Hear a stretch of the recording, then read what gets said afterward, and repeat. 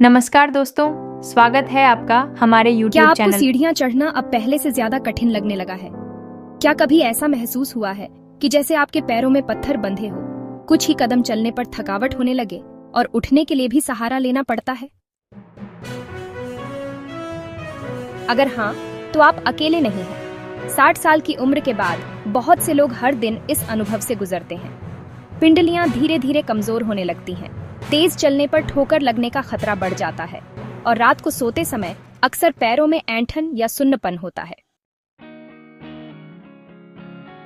दुर्भाग्यवश ज्यादातर लोग मानते हैं कि बुढ़ापे में ऐसा तो होना ही है, लेकिन यह एक गलत और खतरनाक सोच है। आधुनिक विज्ञान यह साबित कर चुका है कि पैरों की कमजोरी की असली वजह उम्र नहीं होती, बल्कि शरीर में धीरे धीरे होने वाली जरूरी विटामिन की कमी होती है, जो मांसपेशियों को पोषण देते हैं, जोड़ों को स्वस्थ रखते हैं, नसों को नियंत्रित करते हैं और ऊर्जा की भरपाई करते हैं। और अच्छी खबर यह है कि हर दिन के खान-पान में बस कुछ छोटे बदलाव लाकर आप अपने पैरों की ताकत को दोबारा पा सकते हैं, चाहे आपकी उम्र 70 साल से ज्यादा ही क्यों ना हो। इस वीडियो में आप जानेंगे 6 तरह के विटामिन के बारे में जिन्होंने हजारों बुजुर्गों को फिर से मजबूती से खड़ा होने में मदद की, और एक आसान 7 दिनों का खानपान प्लान जिसे आप अपने घर की रसोई में ही शुरू कर सकते हैं। वीडियो को अंत तक जरूर देखें, क्योंकि एक छोटा सा उपाय भी आपके चलने फिरने में स्थिरता, आत्मविश्वास और रोजाना की सेहत को बेहतर बना सकता है। एक विटामिन डी मांसपेशियों के लिए पावर स्विच। क्या आपने कभी महसूस किया है, हर बार कुर्सी से उठते समय ऐसा लगता है जैसे आप अपने से दुगना भारी शरीर उठा रहे हो? सीढ़ियों के कुछ ही स्टेप चढ़ने पर टांगे कांपने लगे, सांस फूलने लगे और हल्की सी ठोकर भी आपको जोर से गिरा दे, समझ ना आए क्यों? ये संकेत केवल उम्र की कमजोरी नहीं है। बहुत मुमकिन है आपकी मांसपेशियों का स्विच ऑन ऑफ हो चुका है और किसी ने आपको चेतावनी नहीं दी। हार्वर्ड और ऑक्सफोर्ड की कई बड़ी रिसर्च के अनुसार विटामिन डी की कमी बुजुर्गों में मांसपेशियों की ताकत खोने, संतुलन बिगड़ने और बार बार गिरने का एक मुख्य कारण है। भले ही आप नियमित भोजन और व्यायाम कर रहे हो, विटामिन डी है मांसपेशियों का इलेक्ट्रिक स्विच। यह तेज रिस्पांस करने वाली मांसपेशियों को एक्टिव करता है, जो आपको ठोकर लगने पर, उठने पर या संतुलन बनाए रखने में तुरंत मदद करती है। यह कैल्शियम और फास्फोरस को भी अवशोषित करता है, 2 आवश्यक मिनरल जो हड्डियों और मांसपेशियों को साथ काम करने में मदद करते हैं। खास बात यह है, मस्तिष्क के उस हिस्से को भी सपोर्ट करता है जो संतुलन और हरकतों के समन्वय को नियंत्रित करता है।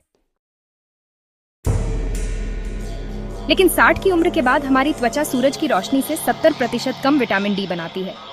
यहाँ तक कि अगर आप रोज धूप में टहलते भी हैं, शरीर को पर्याप्त नहीं मिलता। तो फिर मांसपेशियों का स्विच दोबारा कैसे ऑन करें? सकारात्मक रूप से विटामिन डी से भरपूर खाद्य पदार्थों को नियमित रूप से भोजन में शामिल करें। सैल्मन, मैकेरल, सार्डिन जैसे फैटी फिश सप्ताह में 2 से 3 बार। देसी मुर्गी के अंडे की जर्दी सबसे बेहतर। प्राकृतिक धूप में सूखे मशरूम नजरअंदाज ना करें। फोर्टिफाइड दूध और अनाज खासकर सुबह के समय लेना फायदेमंद है। बेहतर अवशोषण के लिए एक छोटी सी टिप, विटामिन डी वसा में घुलनशील है। अगर आप सप्लीमेंट ले रहे हैं या विटामिन डी युक्त आहार खा रहे हैं लेकिन बिना तेल या वसा के, तो शरीर उसे अच्छी तरह नहीं ले पाएगा। इसे ऑन ओनेकाडो या कुछ बादाम के साथ लें, असर दुगना हो सकता है। 60 साल से ऊपर के लोगों के लिए अनुशंसित डोज है 2000 से 4000 आयु प्रतिदिन, जो आमतौर पर पैक पर लिखे डोज से कहीं ज्यादा है। अगर आप सही डोज लेना चाहते हैं तो डॉक्टर से जरूर पूछें। अगले भाग में हम जानेंगे विटामिन बी के बारे में, जो मस्तिष्क और टांगों की मांसपेशियों के बीच संवाद करता है, और कैसे इसकी थोड़ी सी भी कमी आपकी ठोकर लगने पर प्रतिक्रिया क्षमता को खत्म कर सकती है। दोस्तों, विटामिन बी मस्तिष्क से पैरों तक का संदेश वाहक है। क्या आपने कभी सुबह उठते ही तलवों में हल्की छनछनाहट या सुन्नपन महसूस किया है? कभी ऐसा हुआ कि आप उठना चाहते हैं लेकिन पैर जैसे बात ही नहीं मानते? या फिर चलते समय संतुलन बिगड़ जाए जबकि फर्श एकदम समतल हो? ये सिर्फ उम्र के साथ धीमा चलना नहीं है, ये संकेत हो सकता है कि आपका नर्वस सिस्टम पैरों से जुड़ाव खो रहा है, विटामिन बी की कमी के कारण। विटामिन बी है मस्तिष्क और मांसपेशियों के बीच का संदेश वाहक। यह माइलिन बनाने में मदद करता है, एक सुरक्षात्मक परत जो नसों को ढकती है, बिल्कुल उस इंसुलेशन की तरह जो संकेतों को तेज और सही तरीके से भेजने में मदद करता है। यह लाल रक्त कोशिकाएं बनाने में भी जरूरी है, जो मांसपेशियों तक ऑक्सीजन पहुंचाती है, जिससे पैरों में थकान और भारीपन नहीं होता।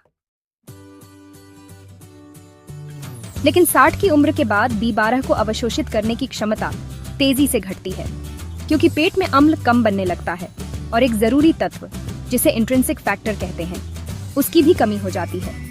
कई सामान्य दवाएं भी B1 को खत्म कर देती हैं, जैसे पेट की दवाएं ओमेप्राजोल, रेनिडीन, मधुमेह की दवा मेटफॉर्मिन और कुछ ब्लड प्रेशर की दवाएं। नतीजा ये होता है कि मस्तिष्क से पैरों तक जाने वाले संकेत टूटने लगते हैं, जिससे संतुलन खोना या ठोकर लगने पर धीमा रिएक्शन होना आम हो जाता है। B1 की पूर्ति रोजमर्रा के खानपान से करें। जानवरों का लीवर, खासकर गाय या मुर्गी का लीवर, सार्डिन मछली, सैल्मन, अंडे, दही, ये सब अच्छे स्रोत हैं। शाकाहारी लोगों के लिए फर्टिफाइड न्यूट्रिशनल यीस्ट एक सुरक्षित विकल्प है। जरूरी सुझाव: अगर आप पेट की दवा ले रहे हैं या आपकी उम्र 65 से ज्यादा है, तो सबलिंगुअल टैबलेट यानी जीभ के नीचे रखने वाली गोली का प्रयोग करें। इससे B12 सीधे खून में जाता है, पेट से नहीं गुजरता, और अवशोषण सामान्य गोली से कहीं बेहतर होता है। सुरक्षित डोज 250 से 1000 माइक्रोग्राम प्रतिदिन होती है। यह कमी के स्तर पर निर्भर करता है। अगर आपको सुन्नपन, मांसपेशियों में कमजोरी या संतुलन बिगड़ने जैसे लक्षण हैं, तो डॉक्टर से जरूर सलाह लें।